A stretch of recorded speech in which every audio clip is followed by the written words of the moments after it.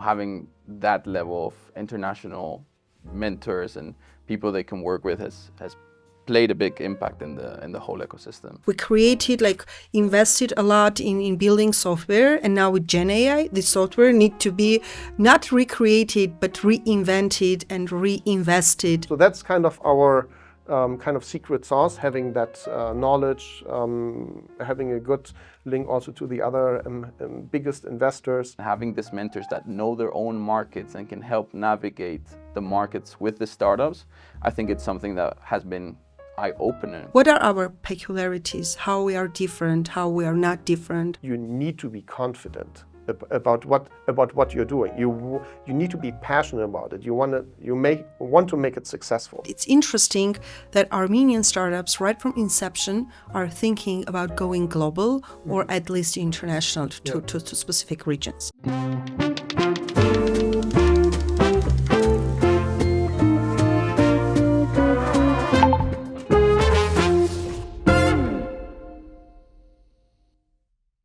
Ողջույն բոլորին, ես Լուիզան եմ staff.am-ից, բարի գալուստ Beyond Podcast։ Այսօր գարնանային մեր առաջին էպիզոդը անցկացնելու ենք անգլերեն լեզվով, շատ հետաքրքիր թեմա ենք ներկայացնում եւ քննարկում, եւ հիմա ես կանցնեմ արդեն անգլերենի, դուք իհարկե կունենաք ինչպես միշտ թարգմանությունները տիտրերի տեսքով, հայերեն լեզվով, ես հիմա արդեն շարունակեմ անգլերենով։ Hi everyone, my name is Luisa. And I am happy to present you my guests today.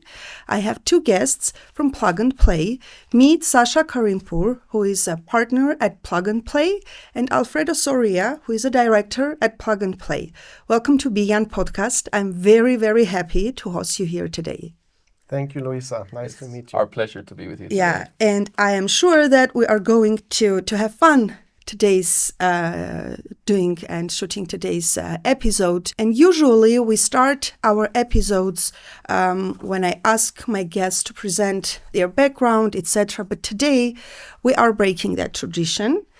And I'm going to ask you what was the most surprising thing you learned about Armenia or experience about Armenia. But before that, I want to share my interesting surprise maybe for you guys. A couple of months ago, I hosted HCI Deputy Minister Ruben Simonian as my podcast guest. And during that episode, for the first time, he shared that an accelerator program is coming to Armenia. And he didn't mention the name because it wasn't announced publicly, but we talked about it and we talked about the importance of that accelerator program. And back then, I didn't even know that HireB, our product, our team will be participating at the accelerator. And here we are in a couple of months sitting with you guys. So it's such a great experience for us, and Plug and Play has been a great experience for us. We'll talk about it today. So here it was my surprise. Now, what was the most surprising or interesting things that you guys learned about Armenia and when that happened? So Sasha, you can go first. So again, we are very happy to be here in Armenia, first of all. And one of the first visits, the Ministry of High Tech took us on a little tour in the vicinity of Yerevan. And one of the stops was the historic building and museum for literature here. And for me, I wasn't aware of it, that Armenian alphabet had such a significance. Yes. It's going back such long ways, and is still kind of in practice today. So that was really enlightening. Mm-hmm. Then also the culture, the people here, they're so warm, so welcoming. I didn't expect that. So very sweet to be here. And makes it for a very nice experience. And then personally, I'm a foodie. So I love to cook, I love to eat, and the kebabs here are exceptional. And so I'm always looking forward to come back here for business, but also a little bit for pleasure. Yeah. Great to hear that. And Alfredo, yourself? I agree with Sasha. I think, that first visit we did to Matenadaran was incredible. Also, the passion that the team at the ministry and the passion that, every other partner we've engaged with, from, our accounting team here locally with our legal, everyone is so friendly, so welcoming. wherever you need something, anyone in the street will happily help you out if you need to do a phone call and so on. I think, it's the people are just very welcoming, and that's something that you don't really get in many countries this days. So all in all, I mean, we've been, as you said, time has flown away. I remember watching that episode that you did. It was in Armenian. I saw it with the subtitle captions. Okay. And I think, we're 4 or 5 months after that, and we're here. I think, Armenia has been a very pleasant surprise for all of us, not only Sasha and myself, but for all the teams, all the, people that we've brought into the country. Everyone has been incredibly surprised. Also, a lot of the mentors we had, a lot of the people that came into the country, they took the opportunity. I also took the opportunity to visit a bit more outside Yerevan. We also went to Dilijan. We spent some time around Lake Servan and so on. So it was very nice, and it is very nice, though I recommend Armenia in summer. I think that is my my biggest takeaway. Yeah, definitely. And just thank you for sharing. And before asking you my favorite question, I'm going just to give a bit of background to our listeners and to those who watch us on YouTube. So Plug and Play is an international accelerator that launched in Armenia started at the end of October. And it's a 26-week program, out of which 22 weeks are in person. So our team at HireB, we're part of this accelerator program. Today we're shooting on 22nd of February. And after this, all of us are going to Sundukyan Theater to pitch there. So the accelerator was a great success, and it helped 20 startups to level up actually their game. So I would say that with one sentence, I would put it that way. So Plug and Play, how you guys discovered Plug and Play for yourselves, how you joined Plug and Play, and of course, as you will share your stories, our audience will learn more about Plug and Play. So Sasha, yours is, I haven't heard Alfredo's, I've heard yours, and it was very inspiring. So let's start with you. So I tell you a little bit then about my personal history. Since I'm coming from Germany, I studied in the US, I lived 22 years in the US. And before I joined Plug and Play, I also in Silicon Valley had worked with 3 startups. That was during the years 2000 to 2004. That was not the best time in Silicon Valley, because that's when the internet bubble was crashing. And so all the 3 startups I worked for were failures. But it was a great experience. So again, message also here in Armenia, that it's okay. Sometimes you fail and you learn and you grow and you start again.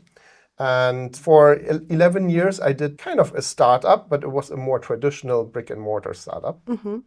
Very successful, and in Chicago. Then I got called back to Silicon Valley by Plug and Play, whose founder I met during the 3 startups I failed with. So you see, you always gain also when you fail sometimes. Yes.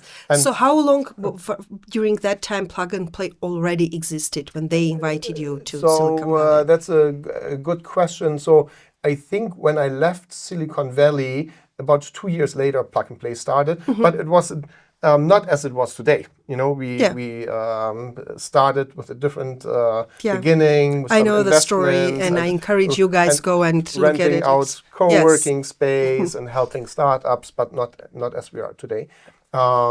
So I was supposed to be the ambassador for anything German speaking, because in 2015, October of 2015, I went back to Silicon Valley. It was a lot of Silicon Valley hype back then. Yes. All over the world. We received visitors, high executives from the biggest corporations in the world who wanted to see what's going on in Silicon Valley. Are we missing out? And we didn't have any German-speaking person in Plug and Play at that time. And Said knew me, so he called on me and said, Sasha, we need this German ambassador here. Can you be the German ambassador? So, okay, I'll give up what I did in Chicago and moved back to Silicon Valley. And guess what? A month later, Mercedes visited us. It was almost the entire management board, which is special. Yes, They definitely. don't do these kind of things normally. And after their visit, we got approached by Mercedes saying, hey, what you guys are doing in Silicon Valley, open innovation. We used to have 4 or 5 verticals when I joined, from IoT, insurtech, fintech, retail tech, and they said this is, and we had in each of these verticals big corporate partners, and we were looking for the best startups we could find worldwide and connected them to their teams for insights, collaboration opportunities, etc. And they said, we want to do this, but we want to do this in Stuttgart. We want to build kind of like almost Silicon Valley in Stuttgart. In Stuttgart. And so I just joined. Said looked me in the eye and said, Sasha, you want to move to Stuttgart? And then, and we were not sure if this would work. Yes. But, sometimes in life you have to take chances.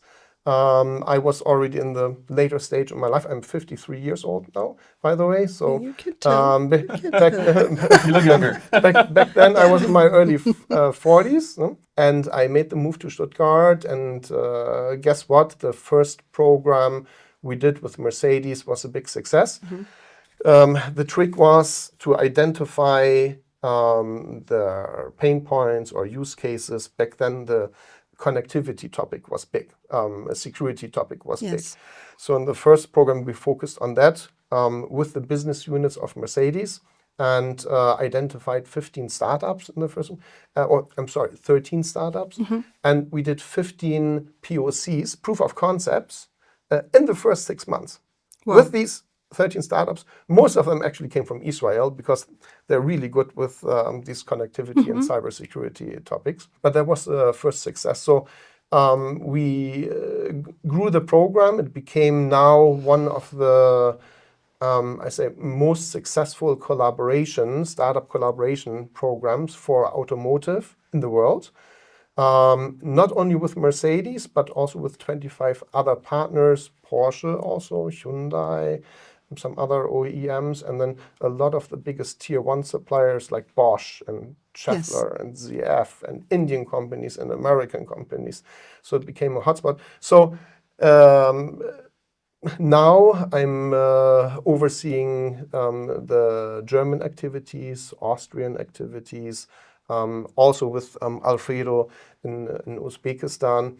And Here in Armenia. And now here in Armenia. So that's great. That's my background. And back then, I suppose these large corporations, they didn't have their accelerator programs like they do today. Like French companies, German companies, back then, I suppose they didn't have their own. So this... Yeah, I actually, it's on the contrary. They did have a lot of their own programs. Okay. Yes, and which is good because they're trying, they've, especially Mercedes and Bosch. And so they had startups were on their mind even before this, before they started working with us. So they had incubation programs. Okay, so they did. Innovation programs. Yeah. I mean, they had, like Mercedes, I think at one time had about 18 to 20 innovation startup focused programs. And right now you might hear automotive business is in a transformation. It's in a transformation. It's struggling. It's big competition from China right now. So a lot of budget cuts, but we are very happy to be one of the very few activities where they're saying, hey, we're continue working with Plug and Play because of this international insight, the international bridge into bringing even partners sometimes together, like OEM, a tier 1, working on projects together with startups. So we have this neutral moderator role, And that's hard to do from just one company when they reach out to others. Exactly. Great story. And Alfredo, we can't wait to hear yours. How you joined Plug and Play and what you do. And since you were overseeing Armenian Accelerator, I would like you to talk a bit more about your involvement with our accelerator program. Time flies, like I said before, and it's already been 6 years that I've been with Plug and Play. I think similar to Sasha as well, when I finished university, I decided to go the entrepreneurial way and start my own startup. And I think in a matter of 1 year, I learned more on my own than 4 years at university. Yes, exactly. So I learned the hard way. I learned by failing and by learning. So you're one of us, Alfred. I'm one of you. Yeah. And that worked out quite well. Back in the days, we wanted to kind of already automate a bit of the translation scope. So I was more in the translation kind of agency, trying to disrupt that market and take down some of the large competitors out there. And we were automating everything with APIs and so on. And I remember we onboarded also the first banks and the first clients we had. So that was a big success. And at one point, I was also approached by a larger company and they said, we want to take this over. I said, sure, happily. How much are you willing to pay? So, with at the age of 22, being surprised that someone wants to already acquire you, it's not something that you face every day. So that was... So you're a startup founder with an exit. I am a startup founder with an exit, you can say that. And that was successful. I stayed with that other company in the e-commerce space for 3 more years as well. And I really loved the e-commerce industry. It was, fast-paced, it was dynamic. You would see, orders coming in, you would see, the logistical nightmares that you would suffer. And all of that went well. And at that time, in that company I was working for, I met a very good colleague of mine that ended up being one of my best friends, and he was the director of marketing. And he left that company and moved on to work to another company called Plug and Play. And then, life moves fast. And who was that? That was Alejandro Tomas. He was our director of marketing for Europe at the very beginning. And he was working for Plug and Play. And one day we were speaking, he's like, this company I'm working for, this Plug and Play is growing very fast. They're expanding everywhere across Europe. They have the Stuttgart office, they had the Paris office. Have you thought of like joining and working with me again? And I'm like, I haven't thought about it, but and there's like, there's this opportunity in Frankfurt. Back then I was living in Paris. And then in a matter of 2 weeks, I remember I interviewed for the first time. The second time I was invited in Paris in Station F. And I remember one of our senior leaderships back then at Plug and Play. He interviewed me in the door, and it was for just for a sales role. I'm like, okay, how do you do your funnels? How do you, make sure that you keep the leads active? How do you ensure that the closing is successful? And I think, in 45 minutes at the end of the conversation, he said, okay, you're hired. You start next month. So that was, something I was also not expecting. I had to relocate to Germany. I had learned German at school, and I think that also helped. And it was mainly to support at first with... He's still not speaking it, by the way. I'm still not speaking it, but it was to support with the financial services. So we had started, and Plug and Play had started an office in Frankfurt, and it was to, continue supporting the new partner onboarding and new corporation onboarding and so on. And even back then, Sasha and I, we didn't work together, and I think we didn't even have that much of a relationship. And, for the first 2-3 years, I was mainly focused on financial services. So fintech is an industry that, like Sasha said, we've been investing heavily. We've had already very good success stories. Even back then, Sasha can also tell you more about, the N26 investment we did in Berlin through one of our programs. We continue to invest as one of the most active spaces. So I did that job for 3 years, and then we started to see, this was 2018 to 2020 pandemic. We started to see that with pandemic coming to an end, governments were more interested in developing the ecosystems. We started to see that there was, the corporations played a big role, but in smaller countries or countries where there was not that many corporations, a lot of the government said, we also have startups. We also want to help us startups. How can we help, a lot of the startups that we have in our ecosystems scale, grow abroad, fundraise, etc., etc. And sometimes as a startup, you're lost at the beginning. You don't know where to go. Exactly. You don't know what to do. You don't know what will work, what will not work. So I started we created a team for government partnerships, and I started to work with that team. And we said, like, every startup, we have a startup mindset still at Plug and Play. We're 750 colleagues around the world, Wow. but we still say, we have the startup mindset. We still do cold outreach. We still, send and connect with new people. We still go to events and see who's exchanged the most business cards. So, we keep that kind of like startup mindset as well on our own.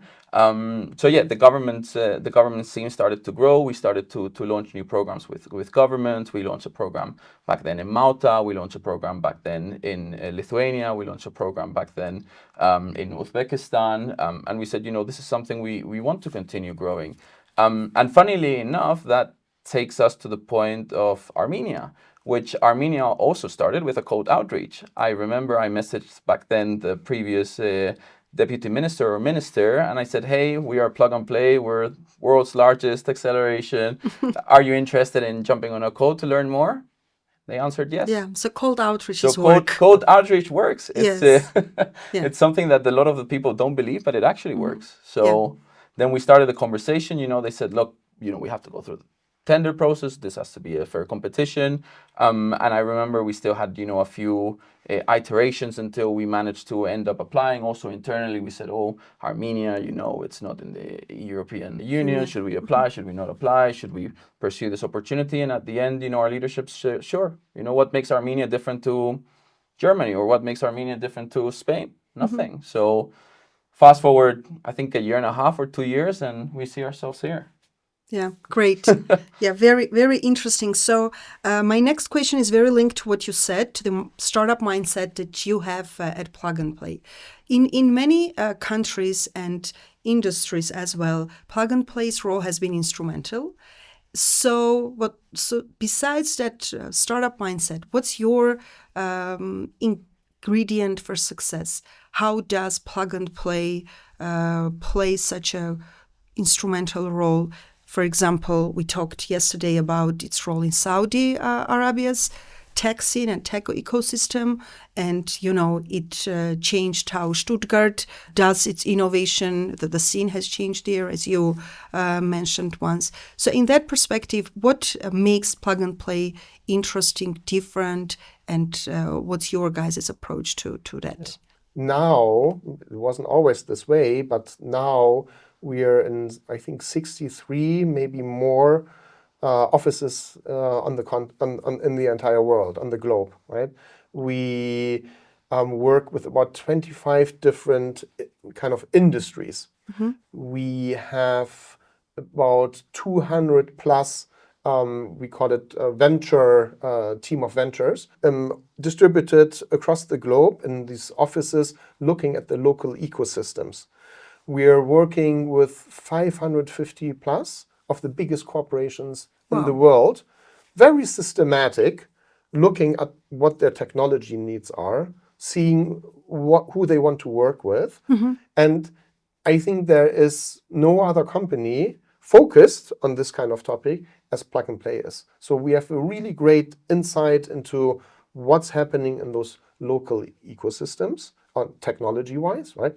By the way, you never see 100%, but like best possible, we see 90-95% plus what's going on. Which is huge. Yeah, we have great links with universities.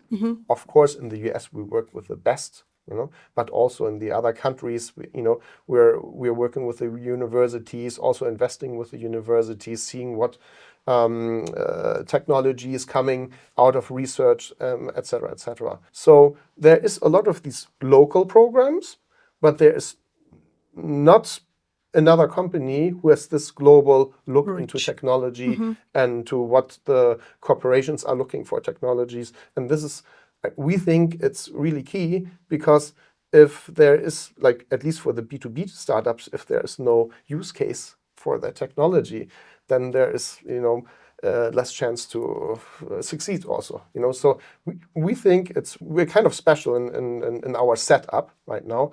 So whether startups coming to us and seeking for investment, we can really also advise them, listen, this is a technology. We see it maybe also in China or in the US or in Japan or in Germany or in France or somewhere else in the world. Maybe you should also look at what they're doing, right? To kind of because you have this global scale and very good knowledge of to kind of benchmark. So Plug and Play, we invest a lot. We invest in about last year 260 startups. The year before it was a little bit less, 180. The year before it was 240. So we are investing a lot in startups all over the world. Europe, US, Asia Pacific, gives us really good knowledge. So that's kind of our kind of secret sauce, having that knowledge, having a good link also to the other biggest investors. And that's a lot of secret sauce, which you can play with and help governments, help startups, and also corporations when they're seeking, hey, where is innovation taking us? Plug and Play, what are the trends? Can you help us? What's going on in different regions in the world?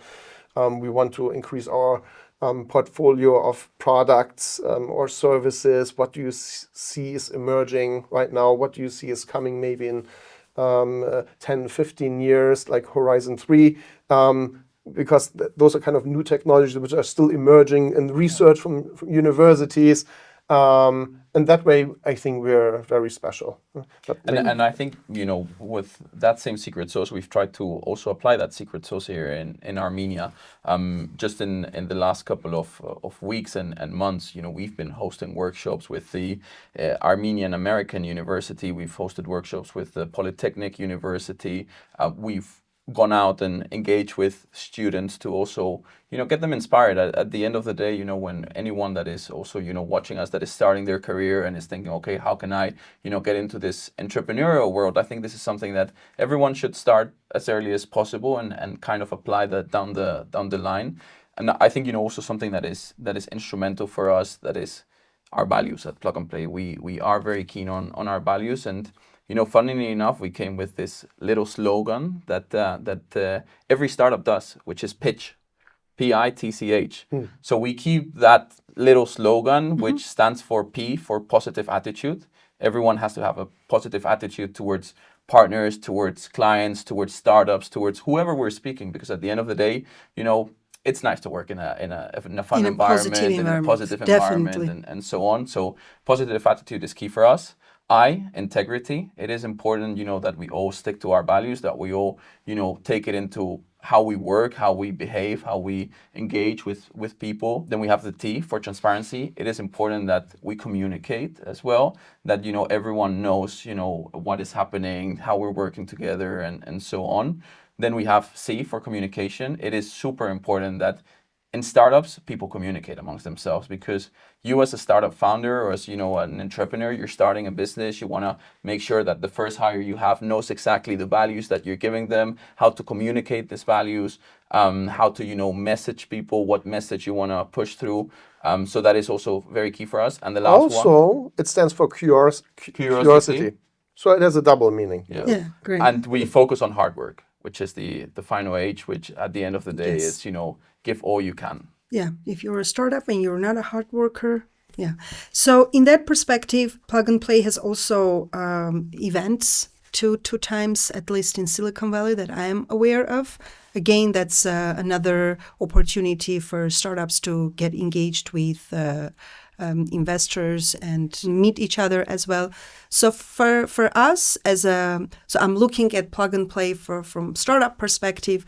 I think one of the key aspects of the accelerator program and being part of the Plug and Play ecosystem is that, yes, as a B2B startup, HireB has access to this great network of corporates who can at some point benefit from the product or have a program that we can be part of, like in case of Oracle, that's something that we are, and Workday, that we are now exploring, and also this international network of mentors.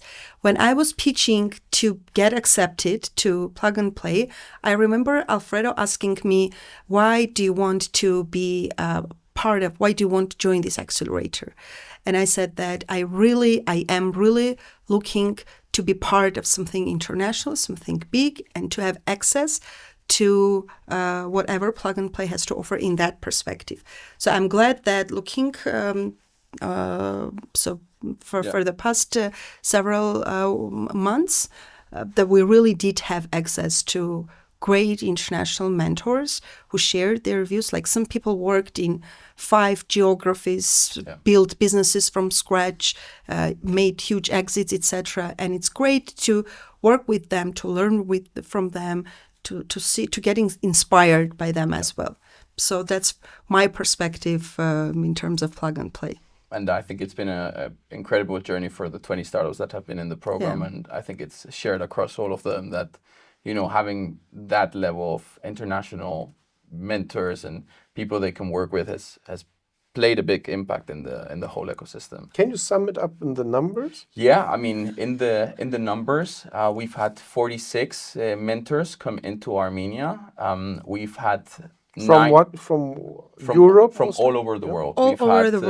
We've had people fly in from the US, from Latin America, from the Middle East, from Europe, from Africa, from even Asia Pacific as well. We had one of the colleagues come in from Jakarta, if I'm not mistaken. Yes, from Indonesia. Those 46 I mentors. didn't know that. Those 46 mentors, I think, together have done, I think we counted yesterday, 920 hours of mentoring with startups, which, it's a lot of hours. Yes. It's a lot of hours. So, we really look at the amount of effort also the startups have put. This is a two-way thing as well. It's on one side, the mentors are there, but also the startups have had to put in a big time commitment into the program.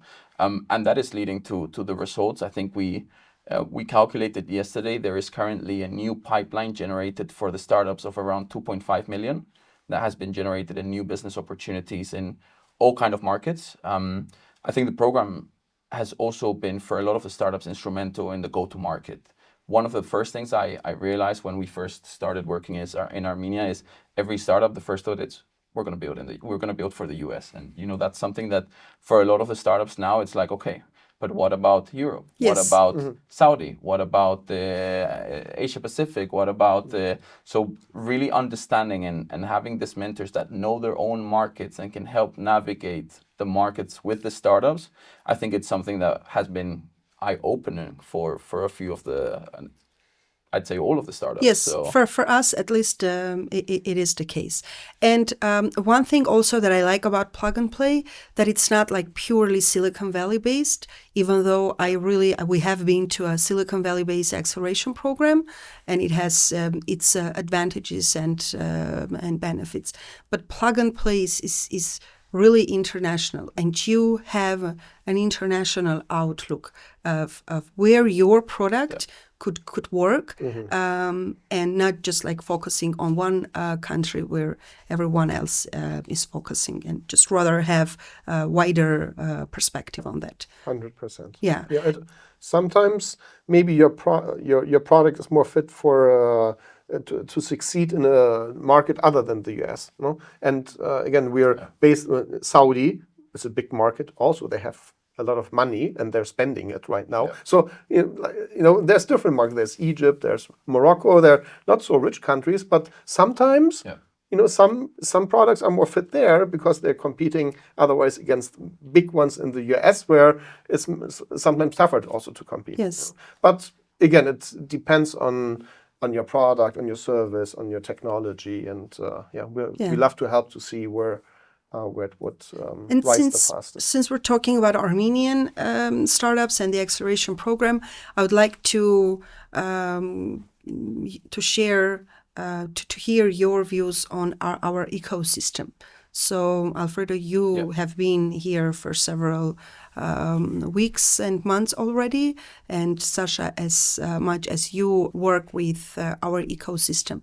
So, what are our peculiarities? How we are different? How we are not different? How we are like in what areas we still need lots of work to do, where we have already succeeded. So just a bit more about Armenian ecosystem. As a whole, I think Armenia excels at the human capital. I think there is amazing human capital in the country. I think there is amazing engineers. I think there is amazing, people that work with technology or that develop technology or build technology. And that has been clearly visible since day zero, since the moment we started with the selection process and from the 119 applicants we had for the first cohort, we could see that, the human capital was there.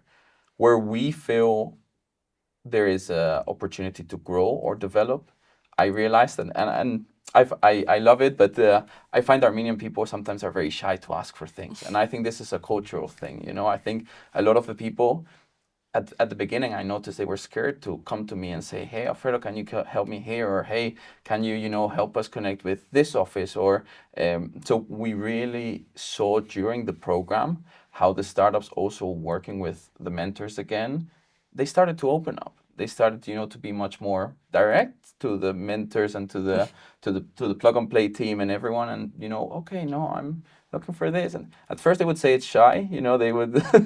And then, as the weeks will go by, now we've seen startups that, hey, I need this, I need that. So, there's been a great shift also in the mindset and, the attitude and, how the startups approach things and approach the challenges and solve them. I think Armenian people are great at problem solving. I think, they are great at finding solutions for, when we were discussing before about the pilots, they're great about how to enable a POC with a corporation, or how to enable, that MVP and how to tailor it and adjust it. And we've seen it with some of the startups in the program. We've seen how they came with a product. They had some clients on that product, but even they've had to pivot to adjust to new needs, new industries, new markets. Yes. So I think it's been incredible to see, how some of the people, because at the end of the day, it's about people. They've been able to pivot and transform. And maybe the diaspora, it's, I think, very special for this region. There is a great link already to a lot of countries in Europe, to US and other places in the world. Mm-hmm. Then also the link to international corporations, because a lot of them are actually here and already doing some work on maybe very specific things. Like I heard the research about designing topics and so it's the link to international compared to other countries in Caucasus or Central Asia, for example. It's much stronger already, right?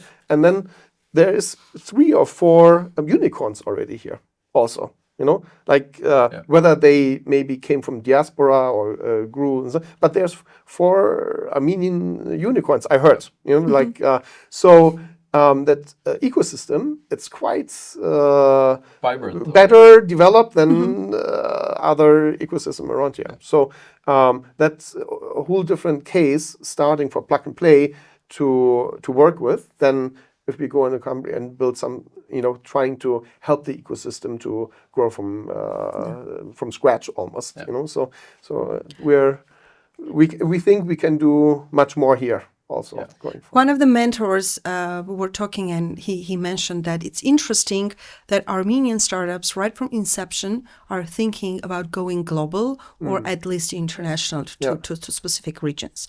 Because what we've experienced is that mentors at the beginning were surprised that we have these, ambitions to go to US, to Gulf countries or European countries. And when we were explaining that, Armenia is a small market, but even though it is small, we're still, maybe we have a good market here and we can really earn a lot of money and then go to others. But there is something interesting about our ecosystems and startups is that from day one, we're thinking about scaling to at least dreaming to I mean, the to be reason there. also it's, I mean, Armenia is a great country, but also you have to look at the population here. Yes. It's not a big country, Yeah. you know, so naturally you have to think big and going with that mindset, hey, I have to go abroad in order if I really want to scale large. Yeah, because with Hyrebe, when we're telling we have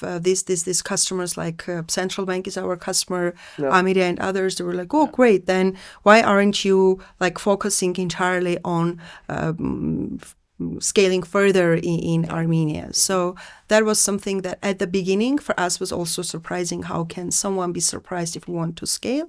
But at the end, yeah.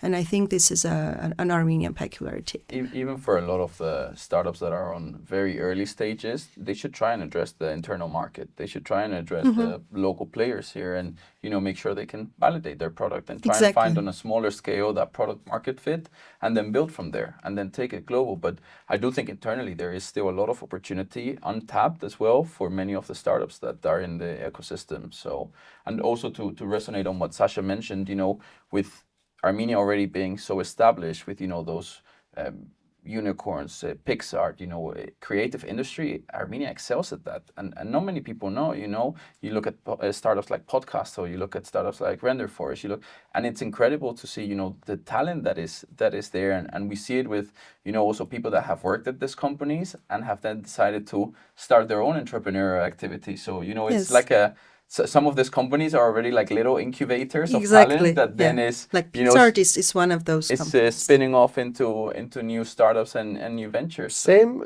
happens in all the ecosystems which are there, you know, like with in Silicon Valley with PayPal, you know, how many PayPal mafia. PayPal mafia. And in Germany, and we didn't talk about, actually we had a office in Germany or before we started the Stuttgart office, but it was an early stage acceleration program with a company called Axel Springer. It's one of the big media houses in Europe. And it was called Axel Springer Plug and Play, but people really didn't know about Plug and Play. They just knew Axel Springer.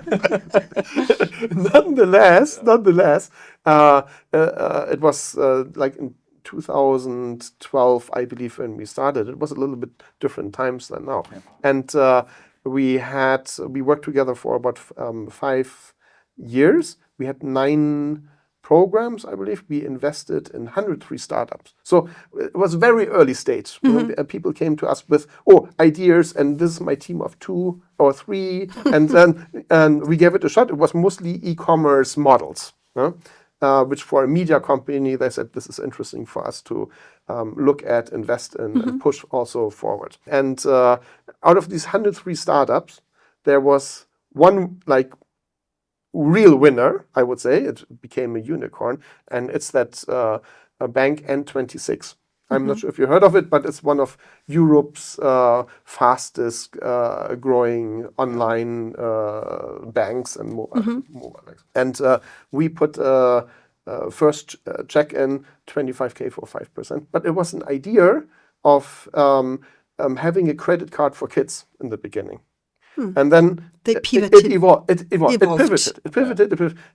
It evolved, you know, with the stage. And with the help of Axel Springer and also Plug and Play's, you know, advice, it evolved. But in this N26 mafia, I would say, like Berlin has so many startups now, way different than in 2012, where already it was a startup hub back then. But that gave it also significant, I think, push also to the next level. Yeah. So I'm sure that we will see more people coming out from these companies. I have spent 10 years at HSBC, which is a huge corporation, and that helped me really, even though it's a financial organization, it's very traditional business, etc., but it shaped in so many ways my abilities to then build a startup and starting from the problem that they actually had. So in that perspective, these companies that then, like Pixar, succeed, and then other startups start to be born from there. So you talked about the first investment in that company, and in general, investments are very important for startups, just to to grow, to validate, to find product market fit, to scale, etc. So in that perspective, and Plug and Play has been, the numbers are impressive, right? 200 investments, and I assume these are small and big and medium sized checks, but still, what startups should do to secure investment today? So some advice, and not just for Armenian startups, just in general. What industries are interesting today for investors? What industries will win, like startups doing industries in which, startups doing businesses and products in which industries are promising and sexy for the investors. Yeah. So just talk a bit about investment side. So I would maybe focus a little bit. You can go in, but maybe I focus a little bit on the topics, where we show a lot of happenings. So we invest a lot in insurtech startups. I think we were just named number one insurtech investor in the world. Globally. Yeah, and if you can just a bit explain in one sentence for those who don't know what. So again, in every industry, there is startups focusing on that industry to change it. And like Plug and Play, we like to invest in software generally. We're not a hardware investor. So we like software. We like to invest in startups which can grow at least 100x, if not more.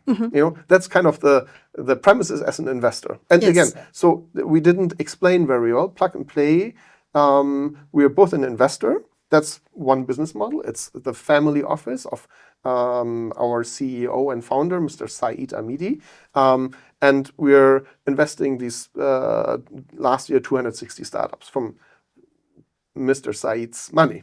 So and then also we help, like here in Armenia, the government with our services. We help corporations with our services, etc. But when we look at investments, we are purely profit oriented, like because it's private money and we wanted to grow fast. So as an investor, we want to see a company succeed and grow and make money and become a unicorn, hopefully one day. That's our premise. So in this insurtech vertical, globally, we are one of the most active investors. Then fintech also, because there's a lot of changes in fintech around the world. Like Germany's lagging behind a little bit, but except N26 did a great job. But like compared to India, it's crazy what's happening in India, for example. Even in markets like Armenia is super developed when it comes to financial services. I know you can go on the app and just pretty much do absolutely everything. So then also we like to invest a lot in, because mobility is a strong vertical. We work with a lot of mobility partners, big companies together. So we see. In Armenia. I'm sorry. Not many in Armenia. But that's okay. But what's mobility? What's changing in mobility? It's okay. It's the cars get lighter. The battery transform. It's much more. The car becomes software, right? The USB in the future is what software you have in the car, right? And so again, in mobility, everything is software driven now, and we look even at chips, and how to make the engineering process faster, because it used to take 7 years to bring a new invention into the car. Now it has to take 3 years, or even faster. Yes. And this engineering process in automotive is very regulated. So how do you best possible create new programs which pass the automotive regulations also? And a lot goes into saying, hey, there's a programmer, he developed something, but is this also as per regulation? So there's a new AI software which kind of checks the code of the engineer if it's compliant to the regulations, for example, right? Yeah. Then there is new chips, because for autonomous driving, if you want to do a lot of calculations in the car already, they call it edge. So the hardware has a kind of chip which calculates, and it doesn't have to go to the cloud up and down. Because it's a lot of information, and then when you're not connected, it's not good. And so we're like, it's a hardware component, but the intelligence is in the AI, of course. So that's the future of automobile. We invest a lot in these kind of topics as well. Okay. I think, echoing on what Sasha said, globally, you see AI as one of the biggest trends, whether it's horizontal or vertical. You see it, that you've seen the transformation from AI into agentic AI, which is now the big trend, how they're tackling specific use cases and so on. And then I think the next layer, which is what everyone is talking about, is how this is going to be applied in actual, hardware, AI optimized, products and services. I think, that's something everyone's looking at. On the second, supercomputing. I think, quantum computing, everyone's looking at that. I think, many of the countries are also investing heavily with the big announcements the US did a few weeks ago, the big announcements that Europe did also, and this is investing in the infrastructure. So I think this is something that everyone is also looking at.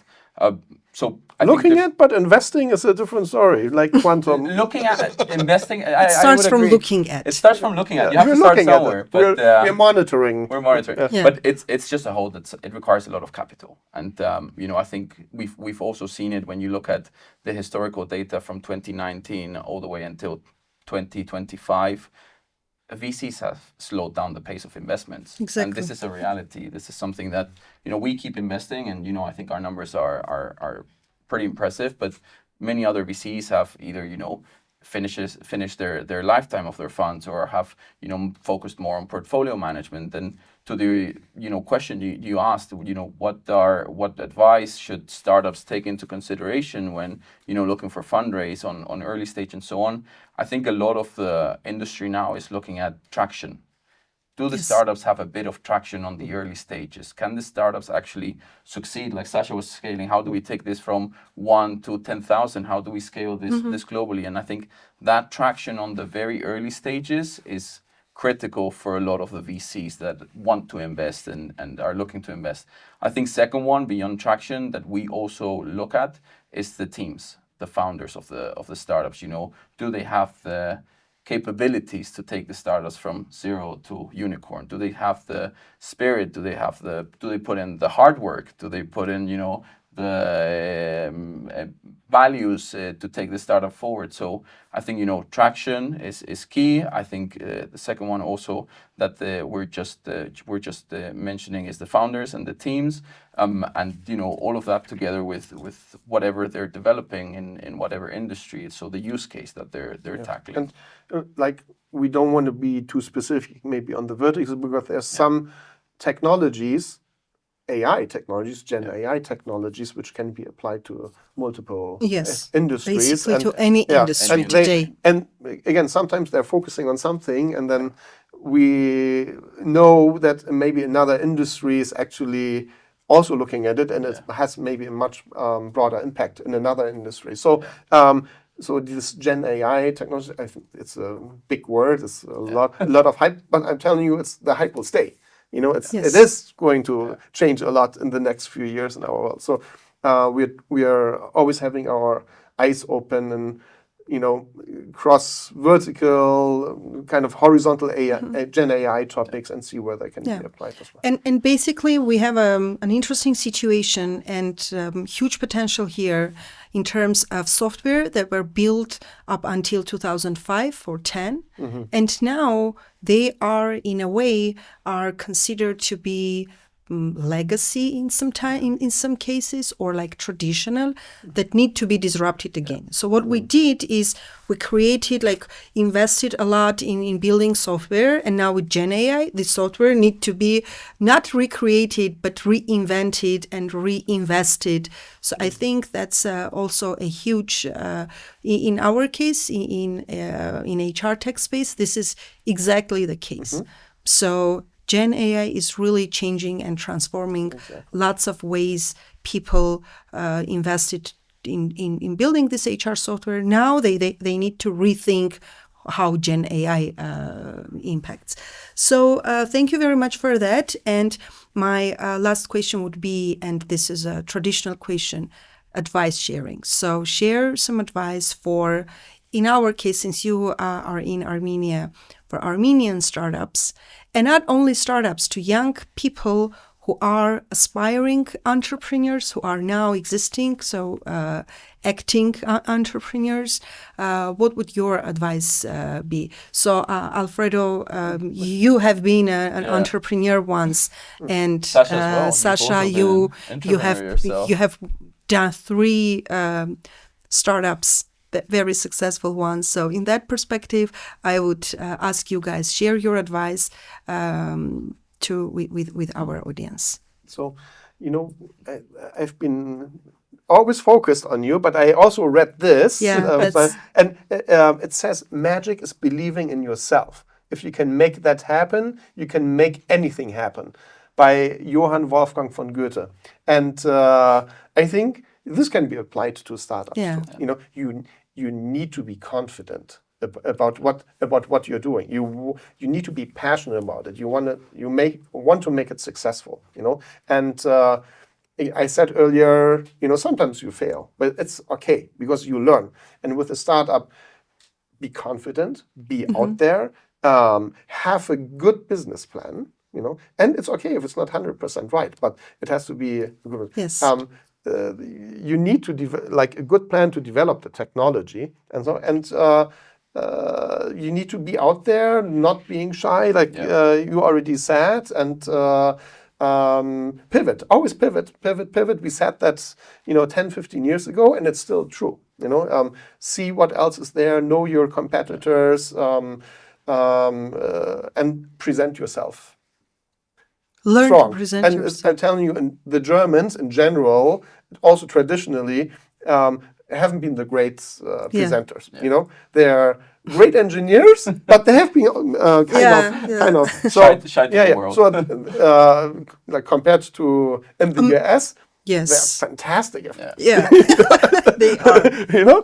And then sometimes when you dig a little bit deeper, you really have to dig deep to understand what's really behind. So it's again, doing something unique, special, which has growth potential. You believe in it, and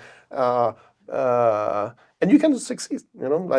I think also to just to add feedback. I think feedback is a gift. Once someone gives you feedback, exactly, at early stages, you might not want to hear it, but it's good that you hear it. So it's important to understand the feedback. And if you have questions on the feedback, ask. Don't be shy to ask, and then be able to listen to people that might have already done it. They failed, and they're trying to share that experience with you. So I think for many startups, and we've all been in that stage where we don't want to hear that feedback and so on. But listening to what a mentor, an expert, a colleague might be trying to tell you, it's something that will allow you to go further. So I think also it's not a sprint; it's a marathon.